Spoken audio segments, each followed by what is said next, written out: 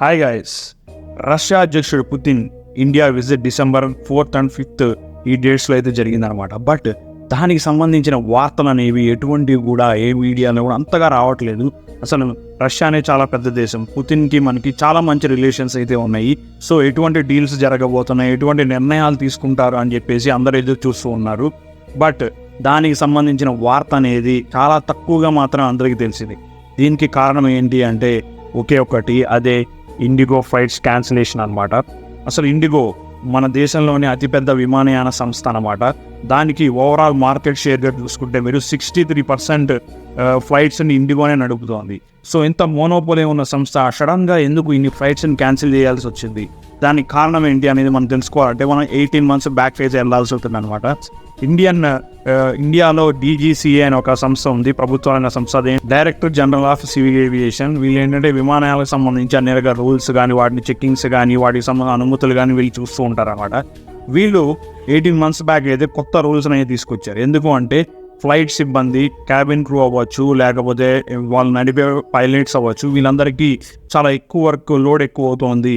రకరకాల ప్రైవేట్ సంస్థలు ఏం చేస్తున్నాయంటే వాళ్ళని ఎక్కువగా నైట్ షిఫ్ట్లు వేస్తున్నాయి, అదేగాక ఎక్కువ టైం పనిచేయించుకుంటున్నాయి అని చెప్పేసి వాళ్ళు భావించి కొత్త రూల్స్ అయితే తీసుకొచ్చారు. దీని ప్రకారం ఏంటంటే ఏ ఎంప్లాయీ అయినా సరే మీకు 10 hours వర్క్ చేయాలి. అదేవిధంగా మీరు 2 landings మాత్రమే చేయాలి, ఇంటర్నేషనల్ ఆర్ డొమెస్టిక్ ఏదైనా సరే. సో దీనివల్ల ఏంటంటే అంతకుముందు రూల్ రాకముందు ఏంటంటే మీకు నైట్ షిఫ్ట్ అంటే నైట్ 12 to morning 6 వరకు ఉండేది అనమాట. నైట్ 12 to morning 5 వరకు ఉండేది. సో ఇప్పుడు ఏంటంటే నైట్ 12 to morning 6 వరకు దాన్ని చేంజ్ చేయడం. మీరు 6:01 తర్వాత మీరు ఫ్లైట్లోకి మీరు ఎంట్రీ అయితే యాజ్ అన్ ఎంప్లాయీ అది మార్నింగ్ షిఫ్ట్ కింద వస్తుంది అనమాట. ఈవెన్ మీరు నైట్ 11:30కి స్టార్ట్ అయినా సరే మీరు ఫ్లైట్లో వర్క్ చేస్తూ ఉంటారు కాబట్టి అది వచ్చేసి మీకు నైట్ షిఫ్ట్ అనేది కన్సిడర్ అవుతుంది.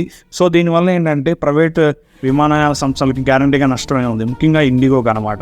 ఎందుకంటే ఇండిగో సంస్థ వాళ్ళ పైలట్స్కి చాలా ఎక్కువ వర్క్ ఇస్తూ ఉంటుంది, ఎక్కువ ల్యాండింగ్స్ చేస్తూ ఉంటుంది, ఎక్కువ వర్కింగ్ అవర్స్లు చేస్తూ ఉంటుంది అని చెప్పేసి అందరూ భావిస్తూ ఉన్నారు. ఆల్మోస్ట్ 13 hours వర్క్ చేసేవాళ్ళు అనమాట. సపోజ్ మీరు డొమెస్టిక్ ఫ్లైట్ చూసుకుంటే ఇక్కడ నుంచి హైదరాబాద్ నుంచి మీరు సపోజ్ ఢిల్లీ వెళ్ళాలంటే ఒక 1 hour అయితే పడుతుంది అనుకుంటే 1 hour మీరు వెళ్ళిన తర్వాత ఇంకొక 1 hourలో ఇంకొక ఫ్లైట్ని తీసుకొస్తారు. సో 2 hours అనేది జర్నీ. అంటే ఒక 1 hour అనేది మీకు ప్రీ ఫ్లైట్ చెకింగ్ సంబంధించి ఓవరాల్గా 3 hours. సో దానిని వాళ్ళు 6 landings అయితే చేయించేవాళ్ళు. బట్ కొత్త రూల్ ప్రకారం ఏంటంటే మీరు కేవలం 2 landings చేయించాలి, either domestic are international. So international సంబంధించిన ఏంటంటే ఎటువంటి ఈ రూల్స్ ప్రకారం ఎటువంటి నష్టం అనేది తక్కువగానే ఉంది. ఎందుకంటే మీరు ఇక్కడ నుంచి దుబాయ్ వెళ్ళాలనుకుంటే 4 hours అండ్ సేమ్ రిటర్న్ రావాలంటే 4 hours, 8 hours and pre flight checking 2 hours అనమాట. సో ఓవరాల్ 10 hours అయితే కవర్ అయింది. బట్ ఇక్కడ ఏంటంటే ఇప్పుడు ఇండియా డొమెస్టిక్ ఫ్లైట్స్లో కేవలం 4 hours పైలట్ వర్క్ చేస్తున్నాడు, మిగిలిన 6 hours అనేది ఖాళీగా ఉంటున్నారు. సో దీనివల్ల మేము గ్యారంటీగా లాస్ అవుతున్నాం అని చెప్పేసి ఇండిగో అనేది ప్రకటన చేయడం జరిగింది. సో అదిగాక వాళ్ళు ఏంటంటే ఎప్పుడో చెప్పినా కానీ రూల్స్ని ఖాతరు చేయకుండా, పట్టించుకోకుండా కొత్త క్రూ కానీ లేకపోతే ఎంప్లాయీస్ని రిక్రూట్ చేయలేదు.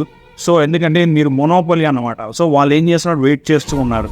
సో మనం ఏం చేసినా సరే ప్రభుత్వం గ్యారంటీగా ఒప్పుకోవాల్సిందే అని చెప్పేసి వాళ్ళు రిక్రూట్ చేయకుండా, ఎటువంటి చర్యలు అనేవి తీసుకోకుండా అంతా బాగానే ఉందని చెప్పారు. మిగిలిన ఎయిర్లైన్స్ అన్నీ కానీ ముందుగానే సిబ్బంది రిక్రూట్ చేసుకున్నారు, వాళ్ళందరూ ప్రీ ప్లానింగ్గా ఉన్నారు. ఇండిగో దగ్గర మాత్రం ఆ ప్లానింగ్ లేదనమాట.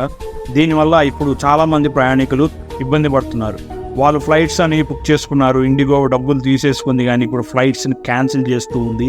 సో దానివల్ల ఏంటంటే చాలామంది వెయిట్ చేయడం, 6 hours 10 hours కూడా ఎయిర్పోర్ట్లో వెయిట్ చేస్తున్నారు. దీనివల్ల చాలా నష్టం అయితే జరుగుతోంది ప్రభుత్వానికి.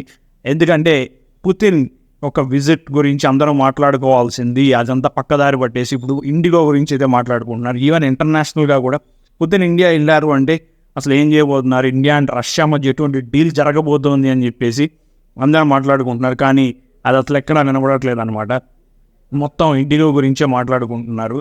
సో దీని గురించి అయితే ఇండిగో గ్యారంటీగా గెలిచిందనే చెప్పుకోవాలి. ఇప్పుడు సివిల్ ఏవియేషన్ డిపార్ట్మెంట్ ఏం చేసిందంటే ఈ రూల్స్ని ప్రస్తుతానికి అయితే హోల్డ్లో పెడుతున్నాము అని చెప్పేసి వాళ్ళు ప్రకటన చేశారు.